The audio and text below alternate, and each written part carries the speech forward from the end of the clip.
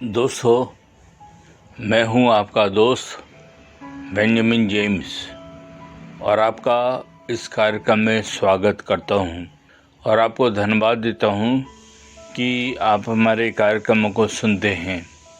आज का विषय है मसीह में नव जीवन और ये पाया जाता है दूसरा कुरिन्थियों उसका 5वां अध्याय और उसकी 16 पद से लेकर 20 पद में, जहाँ इस प्रकार से लिखा है, अब से हम सांसारिक दृष्टि से किसी का मूल्यांकन नहीं करते। हमने यदि सांसारिक दृष्टि से कभी मसीह का मूल्यांकन किया भी था तो अब नहीं करते। यदि कोई मसीह में है तो वो नई सृष्टि है, पुरानी बातें बीत गईं, अब सब देखो नई हो गई। यहाँ परमेश्वर का वचन हमको ये बताता है कि मसीह में नव जीवन या मसीह में नई सृष्टि क्या है। जब हम प्रभु यीशु मसीह को अपना व्यक्तिगत उद्धारकर्ता ग्रहण करते हैं, जब हम अपने पापों से पश्चाताप करते हैं, जब हम अपना जीवन प्रभु के हाथों में समर्पित करते हैं और जब हम टोटल 100% उसके हाथों में सरेंडर करते हैं, तब प्रभु की आशीष और प्रभु का अनुभव और प्रभु की सामर्थ और उसकी आशीषें हमारे जीवन में आती हैं। ये नए जीवन है। अपने पापों से पश्चाताप करना, अपने पापों से तौबा करना और उनको कभी भी दोबारा से स्मरण नहीं करना, क्योंकि परमेश्वर ने ये जीवन, ये दिन जो हमको दिया है, ये केवल उसकी महिमा और उसकी आराधना के लिए है।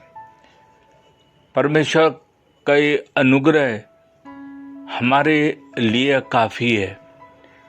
परमेश्वर हम पर अपनी दया करता है, अपनी करुणा बहाल करता है और अपनी सहायता हमको प्रतिदिन देता है।